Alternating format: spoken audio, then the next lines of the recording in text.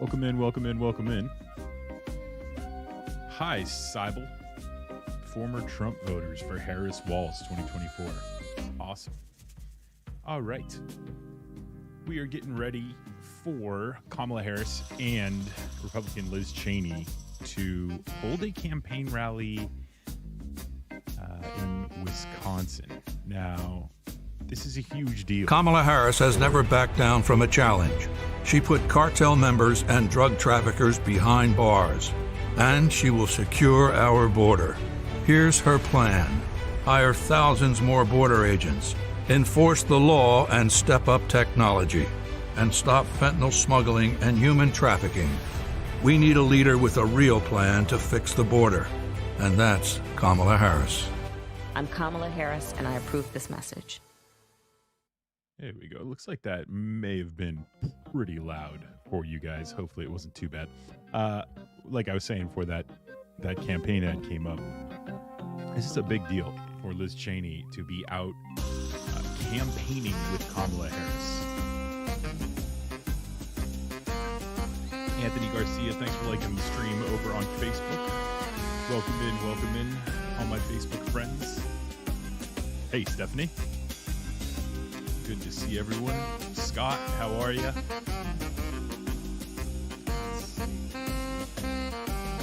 right. You know, a lot of these events have been tripping me up a little bit. They've been starting much earlier than scheduled. This one seems to be maybe a little delayed. Let's check to make sure I'm live here. Yeah, no, I'm live. I'm good to go.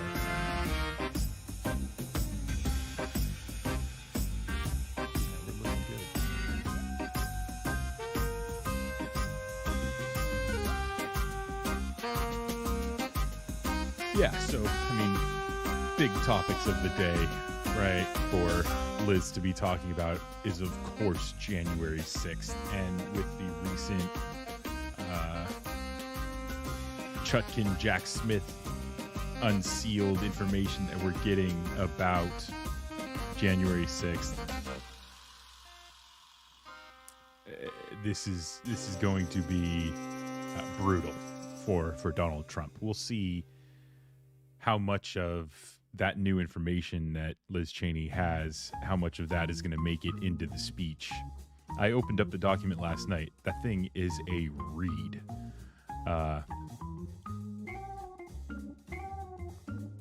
But it is not looking good for Donald. He is, I mean, a lot of these polls have him pretty close, but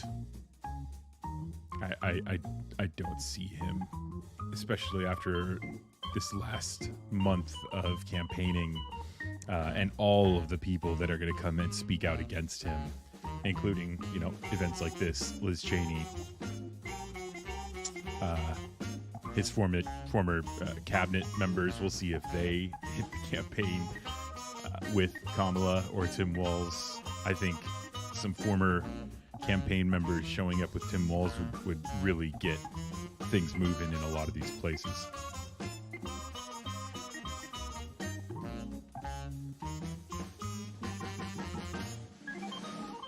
We got Georgia in the house, it looks like. We got Northeast Texas, it looks like. Let's see here. That's just over on YouTube.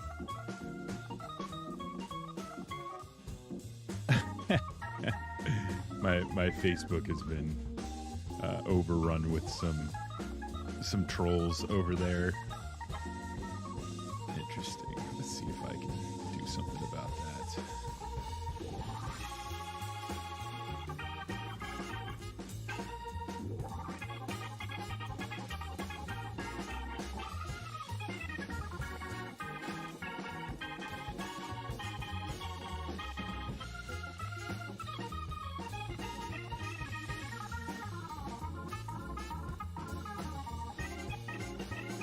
DJ Black from Denver. Welcome.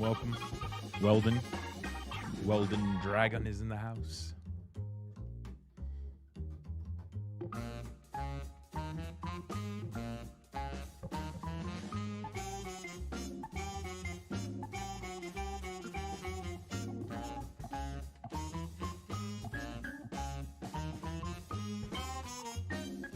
Yeah, we don't get many viewers over on the Facebook stream.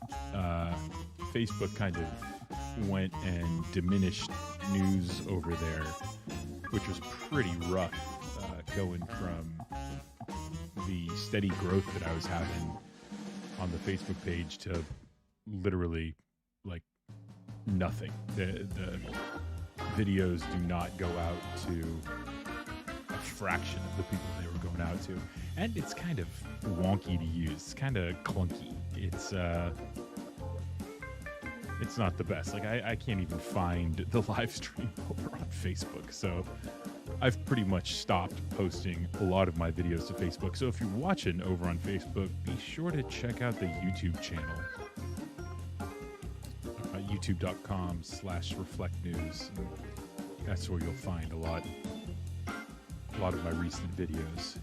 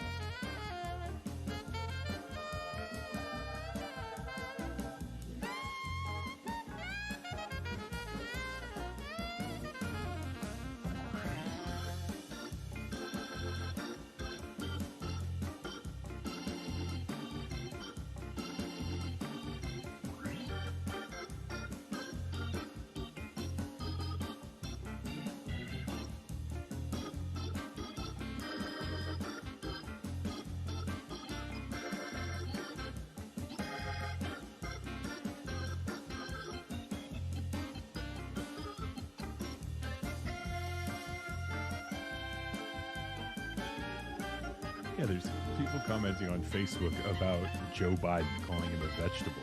It's like, Joe Biden's not running anymore.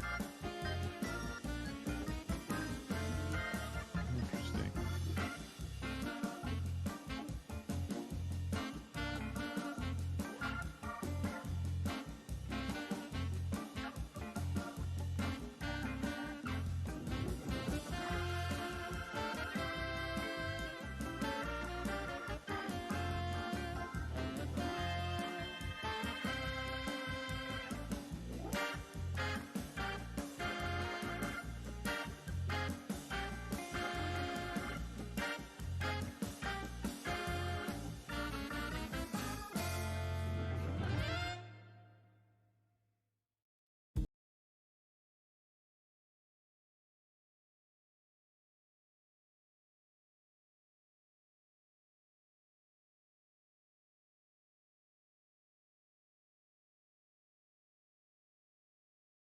Regina Reeves, I see you over on Facebook. Jill Bartz says they are helping every governor, mayor, has stated so, and has said they are beyond happy with the response. So shove it. Yeah, I mean, it really just goes to show you how desperate and how, morally bankrupt Donald Trump is, right? Using the tragedy in the southern states to try to, again, just divide a wedge, to divide the country, to create a wedge with the people. Um, people have lost their lives. I think the death toll is up to 200 today.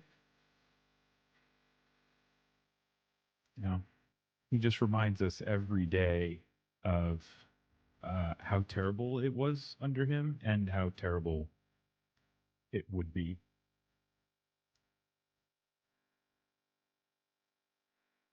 Yeah, it's really strange. Over on Facebook, there's multiple comments calling Joe a vegetable, and they all look very similar. I guess the bots are out. Lives in the Czech Republic. Heidi Collins.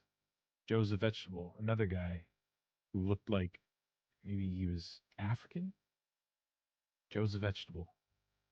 Yeah, weird. But that's how you get banned. Bots get banned. It's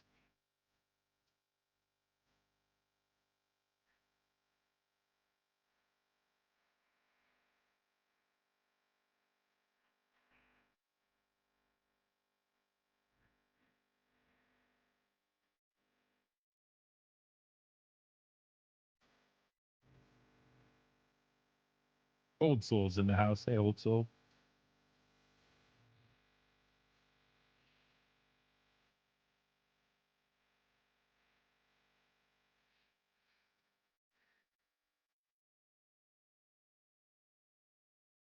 Hey, it feels like we were just watching the debate, and now it's like, what debate? So much has happened in the past couple of days. Yeah, I mean, Hurricane Helene, um, Jack Smith. And we've got, the Middle East going off right now. Um, yeah, and it was also, you know, the media loves to dwell on like the hyper partisanship, and that's what made Tim Walz's performance so great. Is that he was like, I'm not gonna go there. I'm gonna go the route of trying to restore civility. There was that time where he looked at JD Vance and said, "Hey, look, I know that, you know, seeing kids gunned down in schools must tear you up inside like it does me." Uh, the media doesn't the media doesn't like normalcy, right? The media doesn't like civility. They want the uh, the going at each other's throats. And JD Vance was just so slimy, and like I said multiple times during that live stream, he's so robotic. And he was doing it again today. I watched a clip from his campaign rally, and he's got the same first response to whenever he's asked a question that is tricky. It's first of all, right? First of all, like he said that multiple times during the debate. He says it all the time during his campaign rallies. The guy's We a all know robot. costs are too high, but while corporations are gouging families, Trump is focused on giving them tax cuts. But Kamala Harris is focused on you. Building up the middle class will be a defining goal of my presidency. She'll make groceries more affordable by cracking down on price gouging. And she'll cut housing costs by taking on corporate speculators. Middle-class families build America. We need a leader who has their back. I'm Kamala Harris, and I approve this message. On a dairy farm. A true cheesehead. I am a lifelong Okay, Republican. looks like we're live. And in 2016, I voted for Donald Trump because he sounded like a tough guy who could get things done. Now looking back, I can't believe how wrong I was.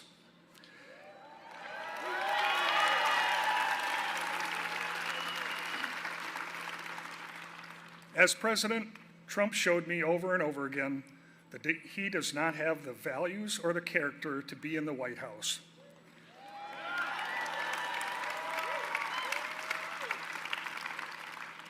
He didn't actually deliver on any of his promises, except, of course, to cut taxes for his billionaire donors on the backs of working families. And then, on January 6th, when I watched Trump try to overturn the election and encourage his supporters to violently storm the U.S. Capitol, ultimately resulting in the death of police officers, I was appalled and terrified. No member of law enforcement should be willing to stand next to him after all we witnessed on January 6th.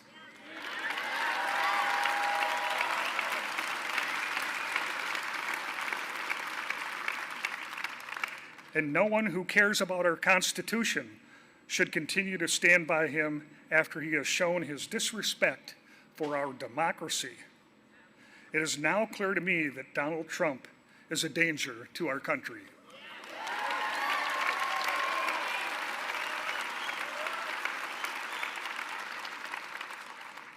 That is why I'm voting for Vice President Kamala Harris.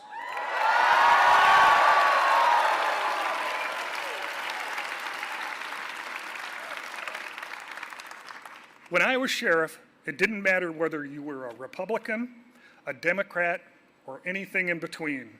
My job was to protect and serve my community, and I know Vice President Harris is the same kind of leader.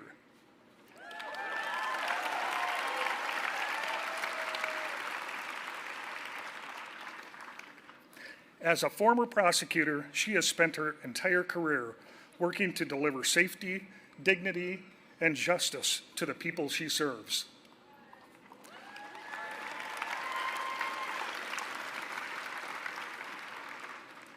Today, as we gather in the very town where the Republican Party was founded,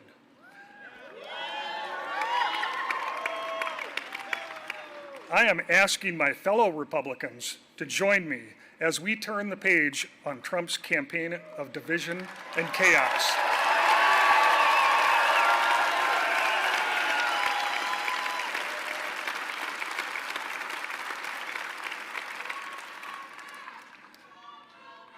Thank you so much. Now it is my honor to introduce a true patriot, someone who will always put her country over party, Congresswoman Liz.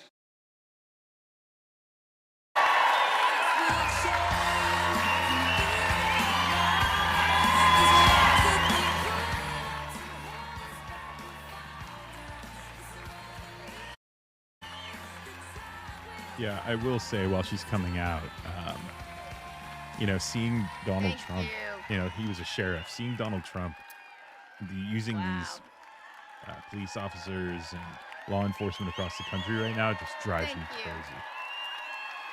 Using them as photo ops. Thank you all. Can't stand it. Whenever I see law enforcement meeting with Donald Trump, I can't stand it. Thank you. 150 viewers across Facebook, Twitch, and YouTube. Guys, make sure to like the stream. Boy. Blow this up now that Liz Cheney's talking. What an amazing day to be in Wisconsin. Thank you all. Thank you so much. Thank you, Sheriff, for your courage and your service and for that wonderful introduction. It is such a pleasure to be here today at Ripon College. And I have to tell you all, Wisconsin is special for me for a particularly important reason. Way back in 1966, when a very young Dick Cheney and Lynn Cheney were graduate students at the University of Wisconsin,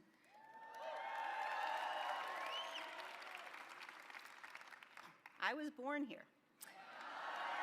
And so go Badgers, exactly. So coming back to Wisconsin always feels to me more than a little bit like coming home. I want you to know the last time that I was here campaigning was 20 years ago, in 2004. And although politics divided us, certainly in that year, we were united in our admiration for the Packers' legendary Bart Starr. And one of the most special and memorable days I had on any campaign was the day that we got to spend with him, which included a personal tour of Lambeau Field. So very, very special to be back again. Now, you all know, of course, that here in Ripon, the Republican Party was founded. It was founded in a meeting in 1854 in the Little White Schoolhouse. And it was founded by people who were opposed to slavery. It was that Republican Party the party of Lincoln and Eisenhower, party of Reagan and Bush. It's that party that I belonged to my entire life. I volunteered on my first presidential campaign. I already told you how old I am, so I'll tell you. In 1976, when I was 10 years old, and I was sealing envelopes for President Ford's re-election campaign, I cast my first vote ever in 1984 for Ronald Reagan. I served in the State Department in both Bush administrations, and I served in the United States House of Representatives for 3 terms, including as the 3rd highest ranking Republican in House leadership. So,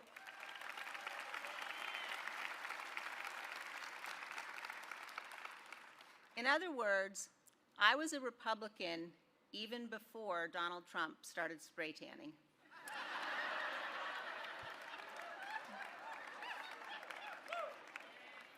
I am a Ronald Reagan conservative. I believe in limited government. I believe in low taxes. I believe in a strong national defense. And I believe that the private sector is the engine of growth of our economy. I believe that the family, and not the government, is the most important structure in our society.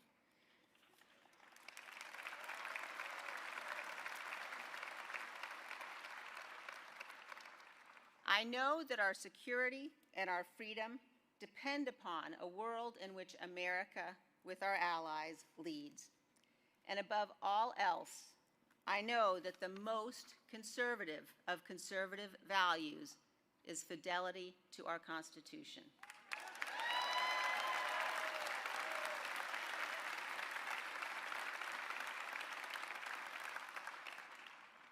I tell you, I have never voted for a Democrat, but this year I am proudly casting my vote for Vice President Kamala Harris.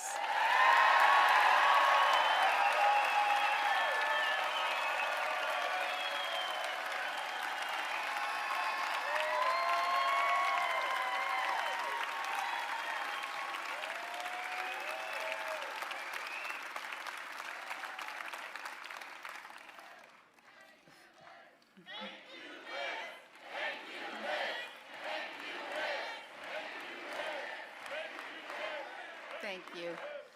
But mostly we're not going back.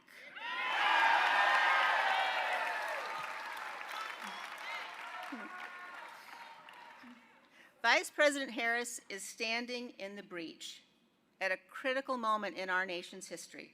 She's working to unite reasonable people from all across the political spectrum.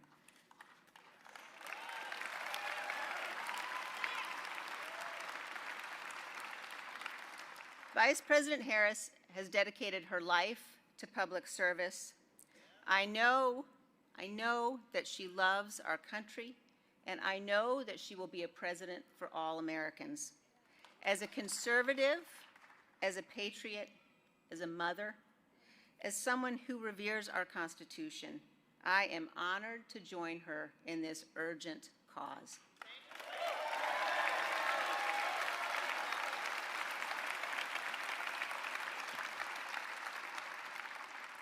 As we meet here today, our republic faces a threat unlike any we have faced before.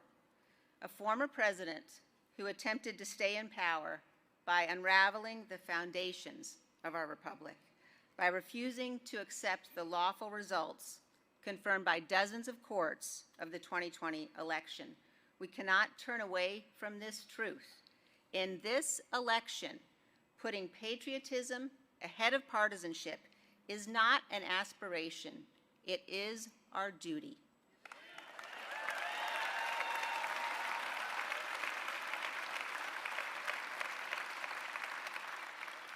At the very heart of our survival as a republic is the peaceful transition of power. Ronald Reagan said this was nothing short of a miracle, that every 4 or 8 years, the most powerful office in our land, indeed the most powerful office in the world, is passed peacefully to a new president. In the United States of America, violence does not and must never determine who rules us. Voters do.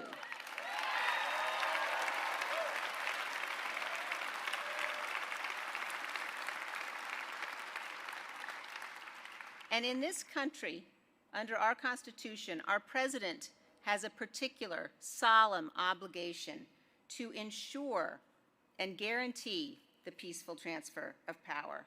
Since the beginning of the Republic, every president in our history has fulfilled that duty. Every president until Donald Trump. When Donald Trump woke up on the morning of January 6th, 2021, his intention, despite having lost the election, was that he would remain president. Rather than accept his loss and concede defeat, he had spent months overseeing a multi-part plan to attempt to seize power and remain in office. He ignored the rulings of the courts. He corruptly pressured state legislatures, including here in Wisconsin, to overturn the results of their elections. He told the Justice Department to lie for him. He conspired to have fake electoral votes cast, and he corruptly pressured his vice president to take illegal and unconstitutional actions. He summoned a mob to Washington, D.C. with his lies, and he sent the armed mob to the United States Capitol in an effort to stop the counting of electoral votes. As the violent mob attacked our Capitol, in Donald Trump's name, as they brutally beat law enforcement officers, as they hunted the Vice President and the Speaker of the House, Donald Trump watched the attack on television for hours,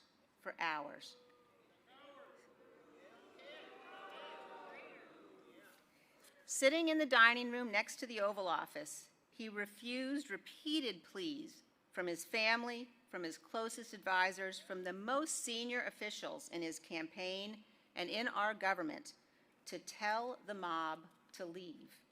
And when Donald Trump finally did speak publicly after hours of violence, after the Capitol had been invaded, he praised the rioters. He did not condemn them. That's who Donald Trump is. Those facts that we know about what Donald Trump did, including what he did when our Capitol was under siege, those facts do not come from Donald Trump's political opponents. Those facts come from the people closest to him.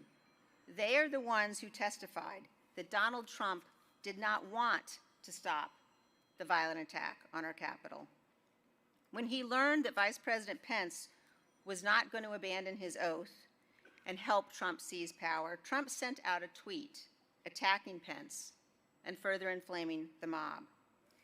One of Trump's aides testified that shortly after that, this aide received a phone call alerting him that the Vice President had been evacuated for his own safety from his office off the floor of the Senate. This aide recalled rushing to the dining room to tell Trump, hoping that this information would convince him to take immediate action to ensure the Vice President's safety. Instead, after this aide delivered that news, Donald Trump looked up at him and said, "So what?" He said, "So what?"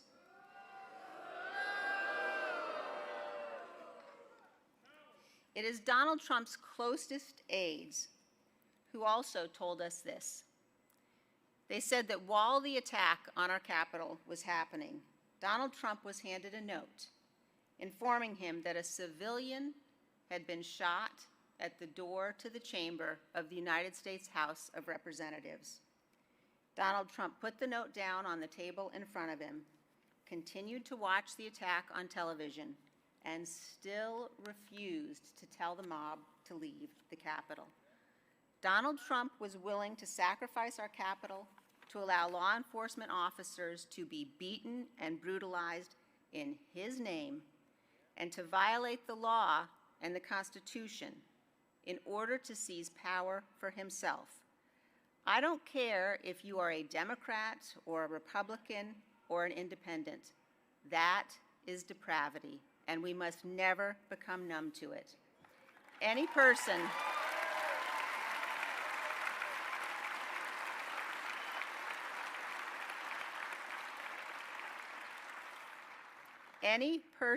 who would do these things can never be trusted with power again. We must defeat Donald Trump on November 5th.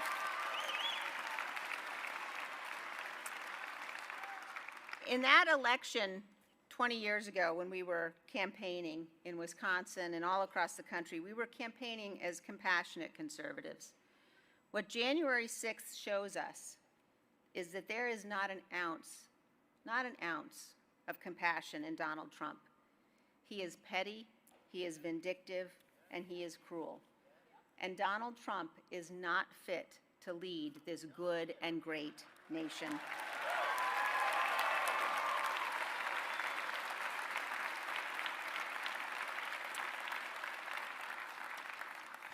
Now, sometimes people will say, you know, January 6th wasn't that big a deal.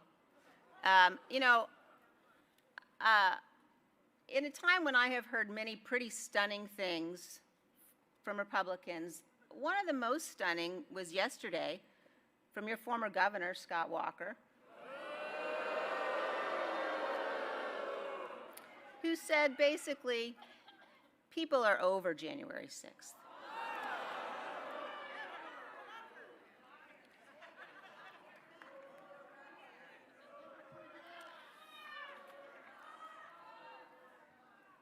When you think about what that means, that an elected official, a former elected official, is so willing to minimize what happened, to say things like I've heard from others, to say, don't worry, our institutions held that day.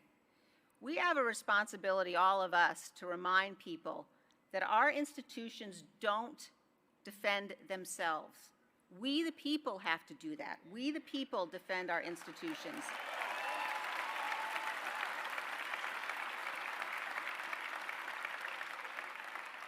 And our institutions held on January 6th because there were brave men and women, including elected officials at every level of our government, who did their duty, who stood up for what was right, who resisted Donald Trump's efforts to pressure them to violate their oaths.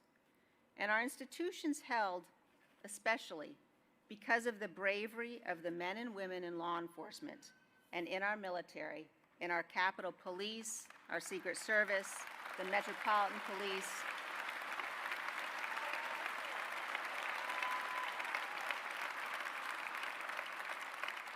They are the ones who defended our Capitol, our democracy, and our lives. Many of them fought a bloody, hours-long battle on the West Front of the Capitol. Go watch the video of that battle. It is sickening. They're the ones who held the line and prevented far worse from happening that day. They are the true profiles in courage. Do not let anyone lie about what happened and what they did.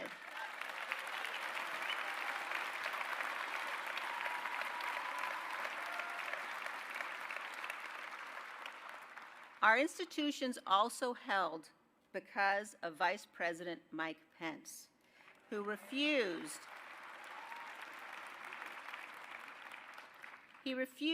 to violate his oath to the Constitution. And that is why Mike Pence is not Donald Trump's running mate today. Instead, J.D. Vance is on the ticket. Vance has said, that's true.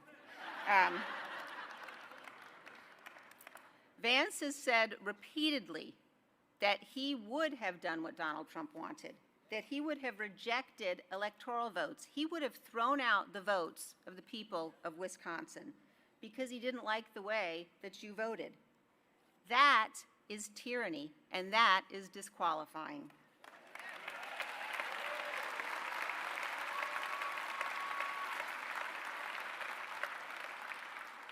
History teaches us again and again that democracies can fall. They fall to populists, they fall to strongmen. strong men who beguile their fellow citizens with conspiracy theories and false emergencies. As my friend, the late Charles Krauthammer, taught us, the lesson of our history is that the task of merely maintaining strong and sturdy the structures of our constitutional order is unending. It is the continuing and ceaseless work of every generation. And that responsibility now falls on all of us in this election. This great country of ours requires leaders of character. We must choose men and women who have what Abraham Lincoln called a sincere heart. Our nation's second president, John Adams, put it this way. On the first night he ever spent in the White House, he wrote a letter to his wife, Abigail. And his letter included a prayer that is so special, President Kennedy had it engraved in the mantelpiece in the state dining room in the White House. And in his letter, he said this, "May none but honest and wise men ever rule under this roof." Now, I'm confident, just a second, I am confident that John Adams meant women too.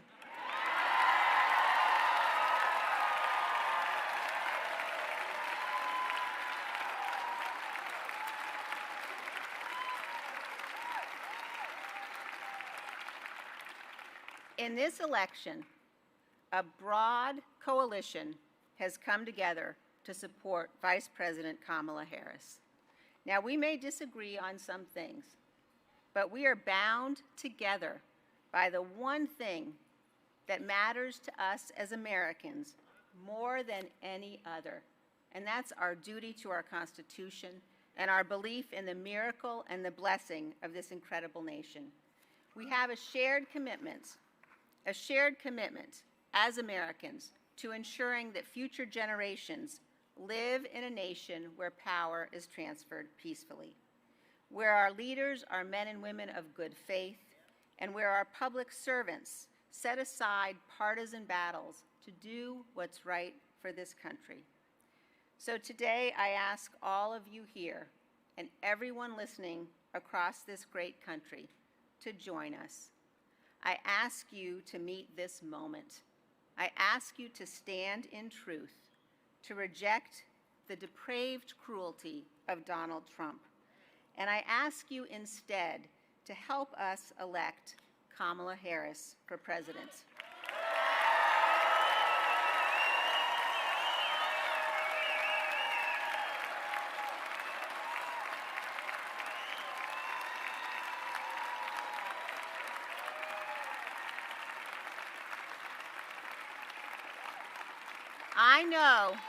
I know that President Harris will be able to unite this nation. I know that she will be a president who will defend the rule of law. And I know that she will be a president who can inspire all of our children, and if I might say so, especially our little girls.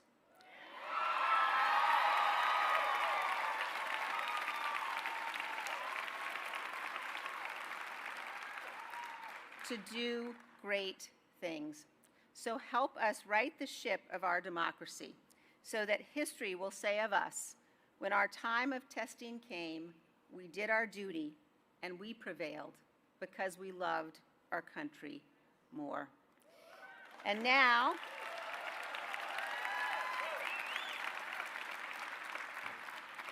it is my great honor to introduce you to our Vice President and the next President of the United States, Kamala Harris.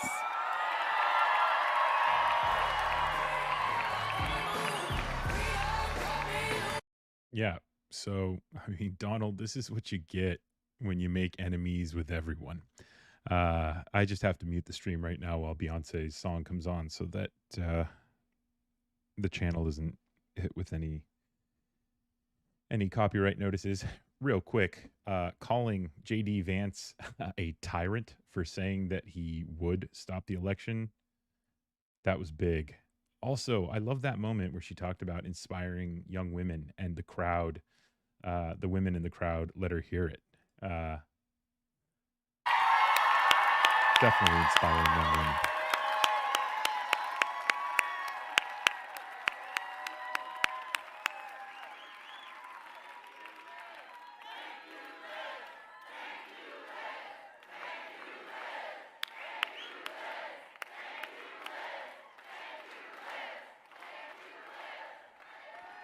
It is so good to be back in Wisconsin.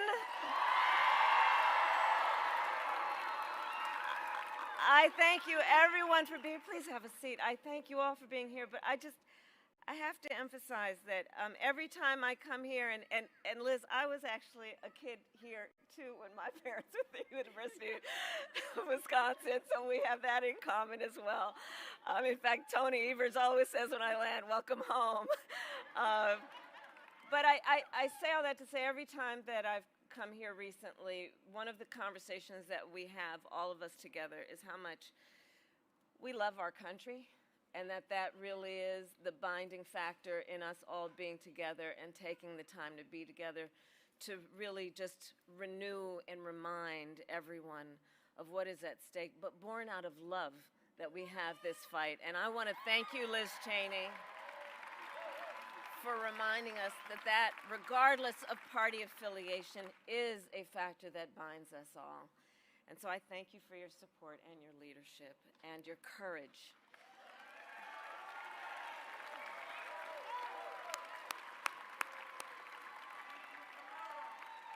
I also want to thank all the other great leaders who are with us today. Governor Tony Evers, where is he?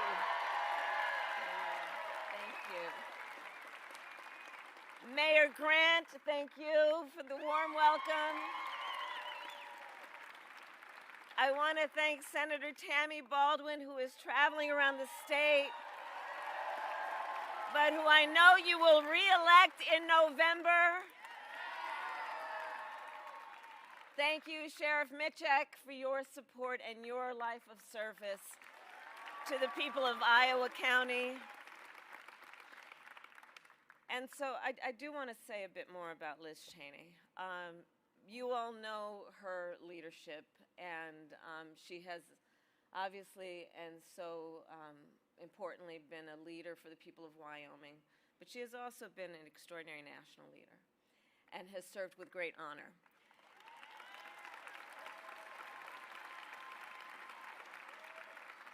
And she not only, as she has talked today, recognizes that character is among the most important attributes of leadership, but she also personifies that attribute.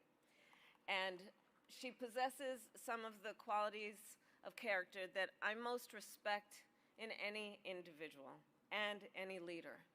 Courage, especially at a moment like this, where there are so many powerful forces that have been intent on trying to demean and belittle and make people afraid. And there are many who know it is wrong, and then there are those who have the courage to speak out loudly about it and the conviction to speak truth. And, you know, it is so admirable when anyone does it, and especially when it is difficult to do in an environment such as this. But Liz Cheney really is a leader who puts country above party and above self, a true patriot, and it is my profound honor to have your support.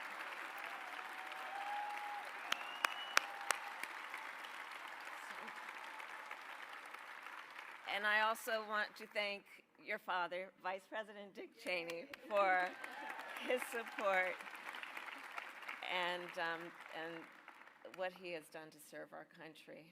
Every endorsement matters, and this endorsement matters a great deal, Liz, and it carries a special significance because, as you said, we may not see eye to eye on every issue, and we are going to get back to a healthy two-party system, I am sure of that, where we will have vigorous debates.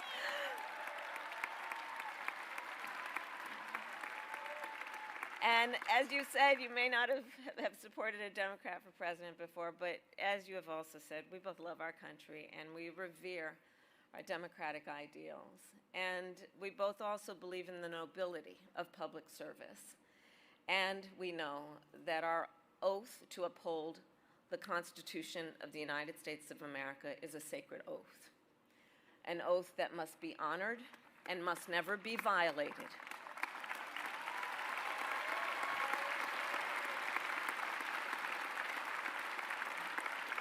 And your words today and the reason we are all here today, I think really do underscore perhaps one of the most fundamental questions that is facing the American people in this election. Who will obey that oath? Who will abide by the oath to preserve, protect, and defend the Constitution of the United States of America? I have had the privilege. Thank you. Thank you. Thank you. Thank you. Thank you. Thank you. And I have sworn an oath to uphold the Constitution 6 times in my career, including as Vice President, as a United States Senator, and as the top law enforcement officer of the largest state in our country. Responsible for upholding and enforcing the laws of the state and the laws of the United States was the work I did. And I have never wavered in upholding that oath. And I have always executed it faithfully and without reservation.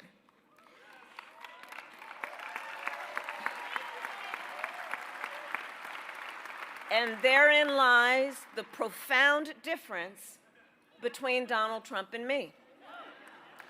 He who violated the oath to uphold the Constitution of the United States of America. And make no mistake, he who, if given the chance, would violate it again. Donald Trump lost the 2020 election.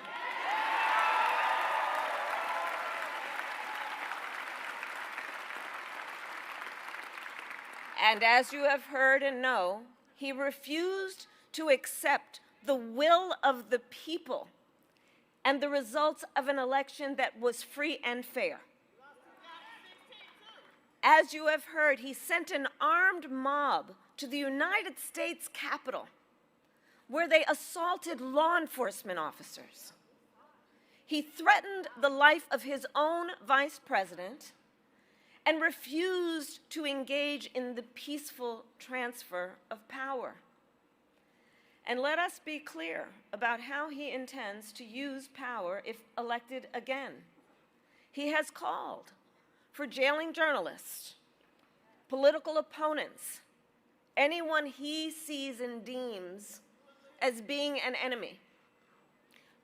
He has pledged to destroy the independence of the Department of Justice. And he called for deploying our active duty military against our own citizens. Well, I believe you and my running mates both.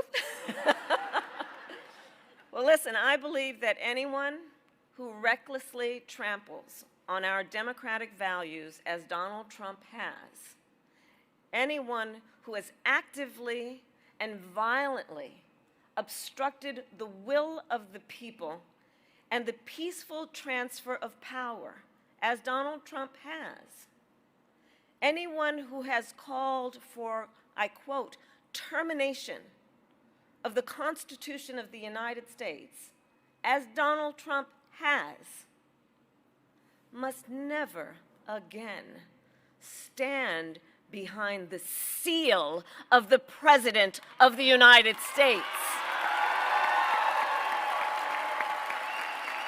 Never again.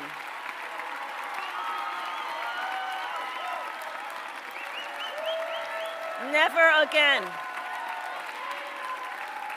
Just real quick, that is the most passionate I've seen Kamala Harris deliver that line. Clearly, she is just angry, infuriated with Trump's January 6th.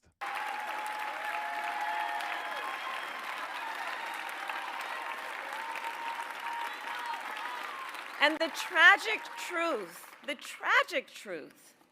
that we are facing in this election for President of the United States is that there is actually an honest question about whether one of the candidates will uphold the oath to the Constitution of the United States. That is the tragic truth of this election, that this is actually an honest question that we are having as Americans. And I know the vast majority of us agree that upholding the Constitution must be a basic requirement we expect of anyone seeking the highest office in the land. I know the vast majority of us, regardless of your political party, agree we must hold sacred America's fundamental principles, from the rule of law to free and fair elections to the peaceful transfer of power.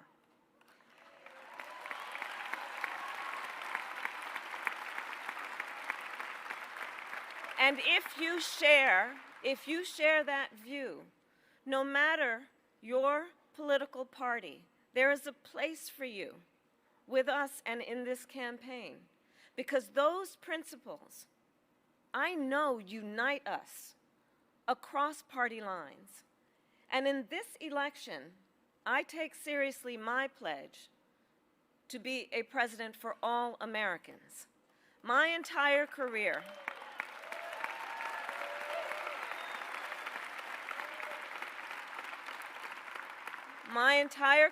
I've only had one client, the people. And when I say that, I mean all the people, not just those who share my party affiliation. Through all my decades in law enforcement, I never asked a victim or a witness, are you a Republican or a Democrat? The only question I ever asked was, are you okay? And that is the kind of president we deserve, and I pledge to you that is the kind of president I will be.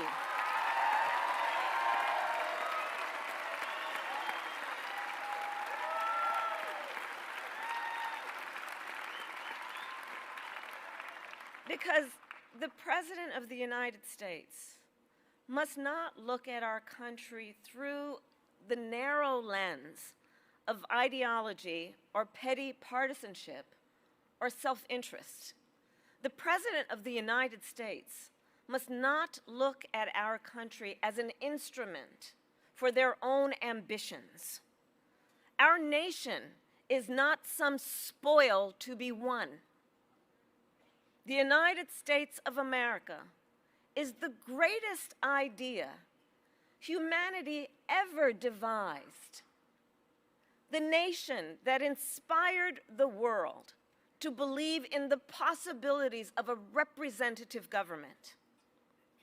And so, in the face of those who would endanger our magnificent experiment, people of every party must stand together. And let me be clear, democracy and freedom are not only at stake here at home, they are also at stake around the world. As President of the United States, I will strengthen, not abdicate, America's global leadership.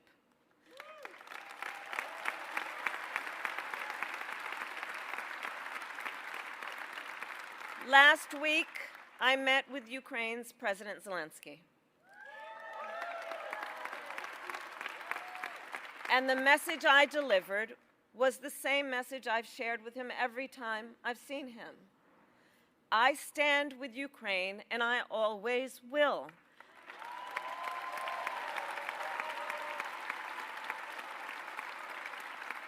And I told him, as I have before, I want Ukraine to prevail. By contrast, in our debate, Donald Trump couldn't even bring himself to say he wanted Ukraine to win the war. couldn't even bring himself to say that. A war that Putin, a brutal dictator, launched against a free and independent people. Trump wants to force Ukraine to give up its sovereign territory, a bedrock principle upon which we stand and fight for. And you know who else wants them to give up their sovereign? Absolutely, territory? Putin. Putin. And that's not a plan for peace. It's a plan for surrender. Well, I believe that in the global struggle between tyranny and democracy, the President of the United States must always be on the side of freedom.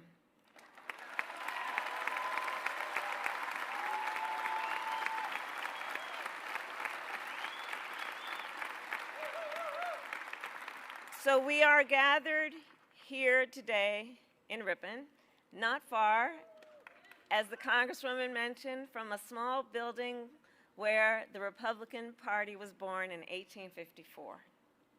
Liz Cheney stands in the finest tradition of its leaders. And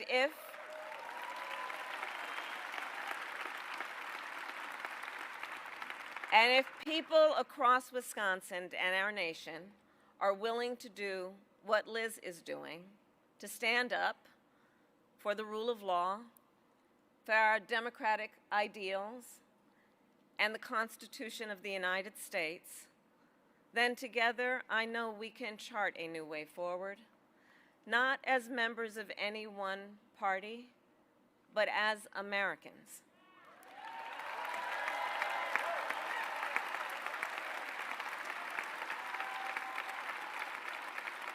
Americans who are united in our devotion to the country we love. I thank you all. May God bless you, and may God bless the United States of America. Thank you all. Thank you.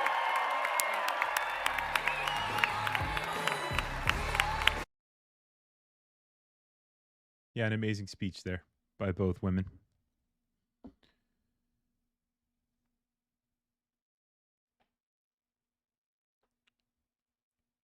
We'll watch the end of the feed until they cut away. We gotta mute it for copyright purposes.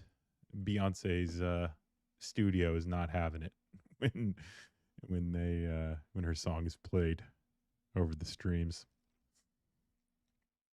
Oh, you should have seen my coverage of the Democratic National Convention. I had half a dozen copyright notifications on YouTube with all the music that they were playing. And that one night where they had the roll call, my copyright notifications lit up one after the other.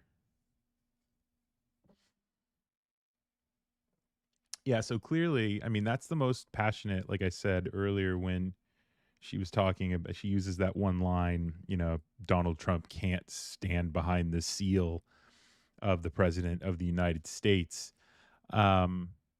She was also very passionate about Trump and his refusal to say that Ukraine should win the war, and him saying that he's going to make a deal during the debate and it's going to end before he even takes office, which for him, it's Ukraine giving up their sovereign territory. I mean, I don't know if you guys saw his meeting with Vladimir Zelensky at Trump Tower, but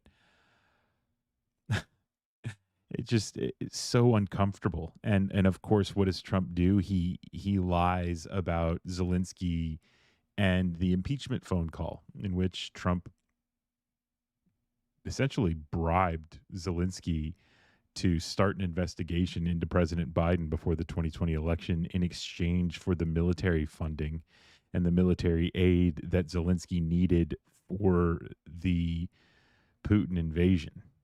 And Trump stood there for minutes while Zelensky couldn't even really say anything. Trump just went on and on about how Zelensky said it was the perfect phone call and that nothing was wrong, which is completely bogus.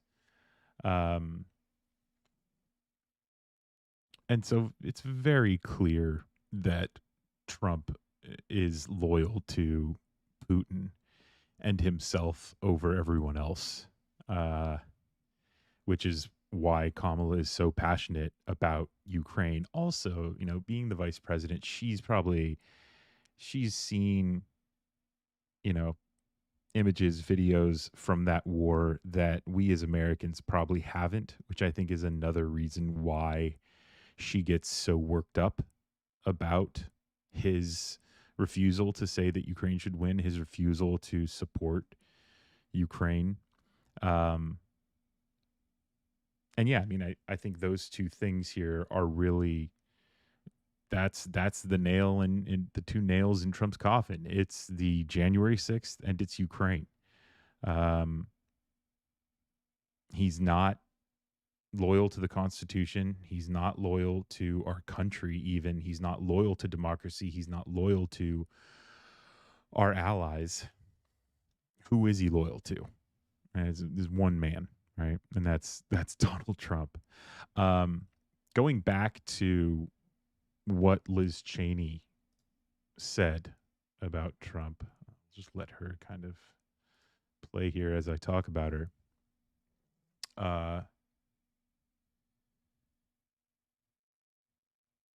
She called him. She said the depravity of Donald Trump, which I really enjoyed how succinct and how powerful her words were, because of just how she can very easily break down what happened on January 6th. She says he woke up intent that day on remaining president of the United States. He watched the attack for hours. He went on to praise the rioters after it happened, and he's even campaigned on pardoning them, which she didn't really talk about, but that's like been part of his campaign like about a year ago. I mean, you got to remember, Trump has been running around pretending to be president for the past 4 years. And then the stories about Trump aides bringing notes to Trump telling him that Mike Pence had been moved to a secure location because of the threats on his life. And Trump's response was, so what? Another aide telling him that a person had been shot trying to break into the congressional offices. No response. And I like how she used the idea of compassionate conservatives, which was, a big thing that the Republican Party used to it was a slogan they used to use. And for a Republican now to call Donald Trump out for being the furthest thing from compassionate, I think is pretty powerful. She also said he was petty, vindictive, and cruel. She also called J.D. Vance a tyrannical, that he would do the bidding that, Mike Pence wouldn't do on January 6th. I mean, those are tough words for Donald Trump. Now, is this going to do anything for the mega loyalists? No, right? They're not having any of it. But what this does do is, for people in Wisconsin and these very close states, especially kind of the blue wall, the upper Midwest states, I think you have a lot of kind of Republican leaning voters who they're kind of over Trump, and having Liz Cheney be there to remind them of the depravity of Trump on January 6th and beyond, I think is really important. I hope that this is not the last time that Liz Cheney appears at a campaign rally. I think she needs to be going out there, twice a week and maybe appearing with Kamala. I would love to see her, another 7 or 8 times leading up to the election. I mean, this speech it's pretty phenomenal that this is happening. But I would love to see her remind people again and again and again of what Donald Trump did on January 6th. And then, Kamala's speech was great. It wasn't her campaign rally speech. There were a couple moments, right? Trump shouldn't stand behind the seal. But other than that, it was really focused on January 6th and Ukraine. I loved how she came out right away and said, Donald Trump lost the 2020 election. Let's just call it as it is. And then she had the tragic truth, she called it. That there's a question as to whether one of the presidential candidates will uphold the oath to the Constitution, the oath to the American people.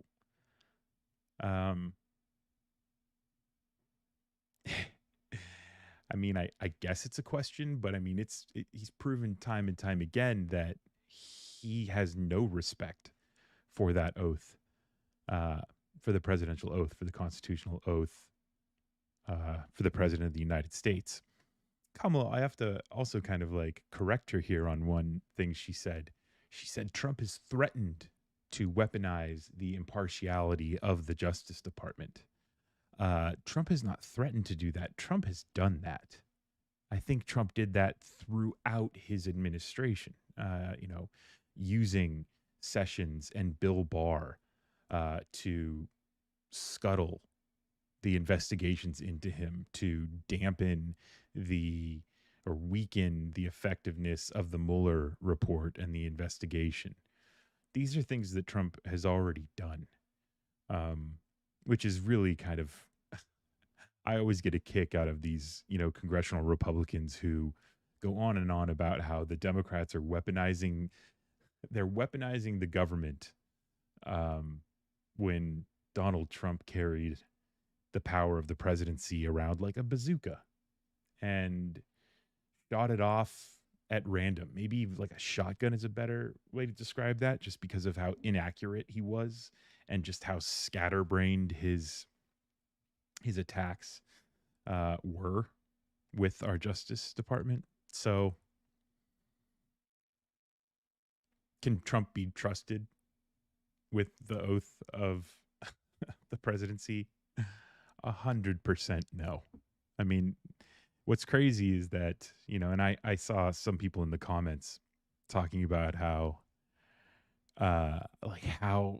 can people support a guy who has attacked our country? And I think that's what I think a lot of Americans are baffled by, that question. I think a lot of us, especially a lot of people in this community, I think we're very confident that we're going to win, but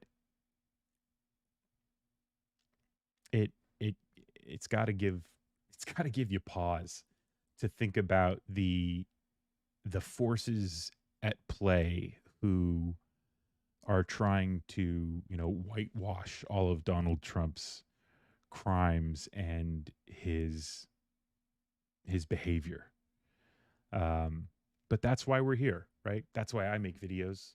And that's why I think you guys all show up and voice your support for a blue ticket and for creators like myself who are doing this, because we don't want that. And we're willing to actively and passionately fight against it. Before I log off, there is a message from Bruce Springsteen. He has endorsed Kamala Harris on a video post, so we'll take a look at that. I also want to say hi to Terrence, one of the where's Terrence? Let's see. Terrence is a Reflect member, and it's great to have you, Terrence, in the chat. If anyone's interested in becoming a Reflect member, I think you can click join on the page that you're watching on and sign up for a monthly membership that will give you some cool perks. Let's watch Bruce Springsteen here in the meantime. Let's see if I can just throw it over here. Oh, God. Judge Janine, where did you come from? Oi. Here we go. There's Bruce. All right. Tell us what's good, Bruce. So, interestingly, I was in Ireland in May, and Bruce Springsteen was... he was touring Ireland, and I think in the 10 days that I was in Ireland, I was there for my mom's birthday. I think we drove over 800 miles, and so we were we would cross paths with Bruce, multiple times. We stopped in one kind of smaller town where I went into a music store, and the woman just was so ecstatic to be going to the concert that night. And so Bruce is loved, all over the world. And so his message is a pretty powerful one. So let's hear what he has to say. I do want to adjust this really quick so that we can kind of get him a little more centered here. Let's see. We got a lot of stuff going on this screen here. Here we go. Okay.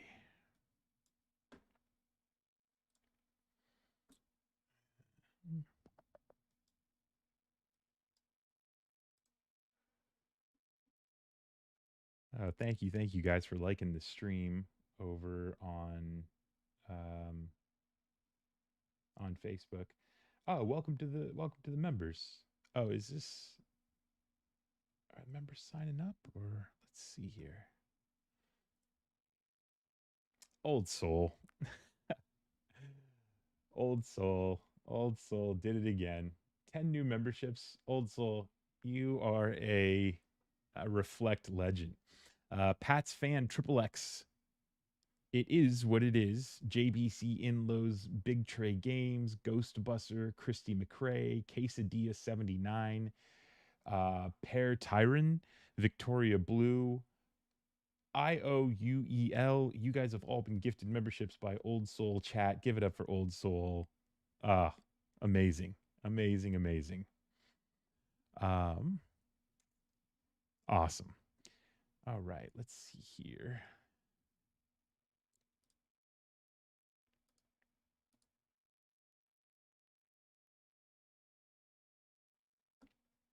Here we go.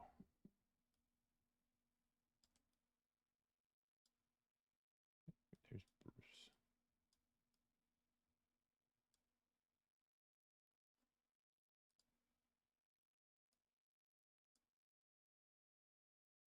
There we go. That works. All right, let's hear what Bruce has to say. Hi, I'm Bruce Springsteen. Friends, fans, and the press have asked me who I'm supporting in this most important of elections.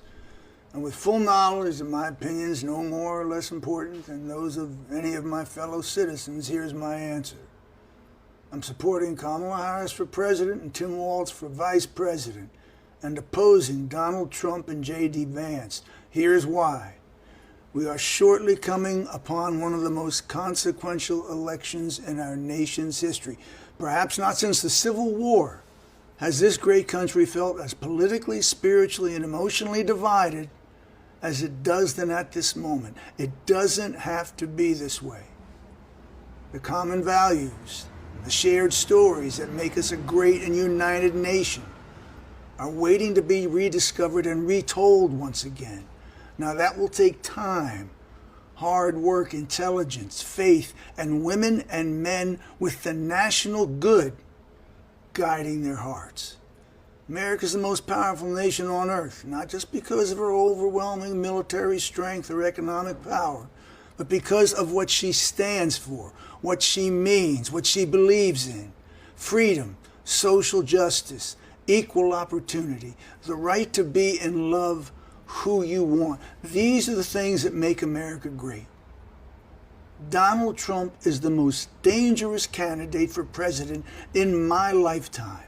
His disdain for the sanctity of our Constitution, the sanctity of democracy, the sanctity of the rule of law, and the sanctity of the peaceful transfer of power should disqualify him from the office of president ever again. He doesn't understand the meaning of this country, its history, or what it means to be deeply American. On the other hand, Kamala Harris and Tim Walz are committed to a vision of this country that respects and includes everyone, regardless of class, religion, race, your political point of view, or sexual identity. And they want to grow our economy in a way that benefits all, not just a few like me on top. That's the vision of America I've been consistently writing about for 55 years. Now, everybody sees things different, and I respect your choice as a fellow citizen. But like you, I've only got one vote, and it's one of the most precious possessions that I have. That's why, come November 5th, I'll be casting my vote for Kamala Harris and Tim Walz. Thanks for listening. Amazing. Amazing.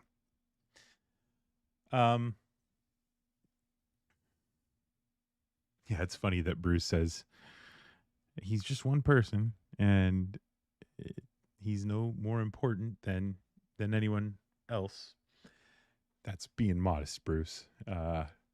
Bruce has the ear of millions of people, and you know, what does Donald Trump say? Now he's not a Bruce Springsteen fan, and he says that he has bigger crowd sizes than Bruce Springsteen, which is just hilarious, because if anyone has seen these Trump rallies, we all know that Trump's crowd sizes are diminishing, getting smaller and smaller. He's not even able to fill auditoriums at some places. But that's, what happens when you go and you attack the Capitol, when you go and try to, overthrow a democracy. I loved what, Springsteen talked about there, how Kamala is going to work for everyone, no matter your ethnicity, who you love, your gender. That's the way that this country works its best, is when everyone is free to be who they want to be. And as soon as you start putting guardrails on people, and especially when it comes from like outdated religious beliefs, like the Christian right, like the alt-right, like the white nationalists, who are pretty much like the only ones I think left supporting Donald Trump at this point. Your country's not going to run efficiently. It's not going to be a smooth experiment like we want it to be, it's also hysterical that these Republicans, they claim to be like the party of like free markets, and they're like they're the party who understands business, when any business leader will tell you putting restrictions on people, like unnecessary restrictions, is going to hurt like profits. It's going to hurt your product. It's gonna hurt. And Bruce, has a special appreciation for this, being a musician, being an artist who, something like that. Music is so pure, and above every, division in our country. Going back to Donald Trump, right? Like trying to put wedges in our country, using Helene, right? Like this storm, as a political wedge.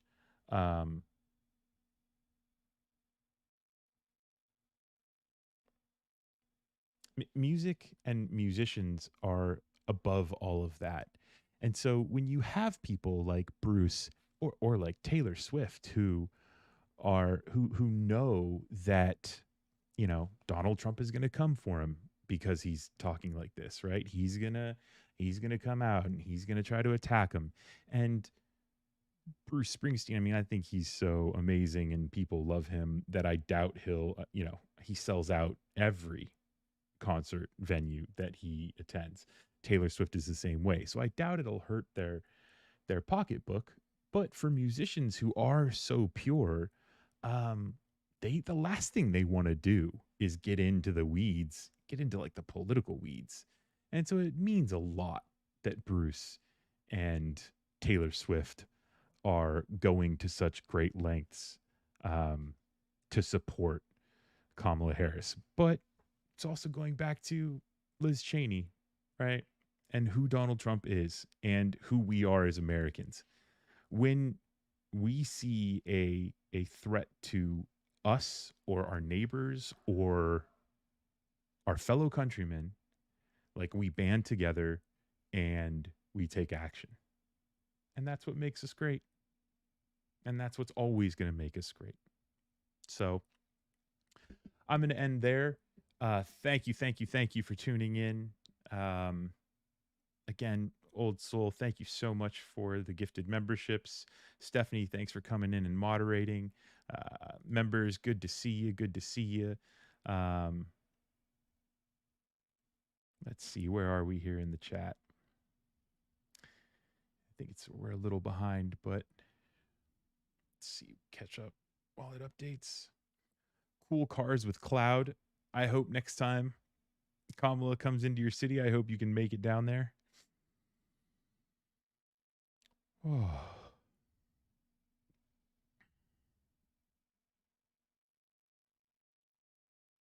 Cool. Okay. Chat is it's still loading. So I just want to say thank you, everyone. And I will see you in the next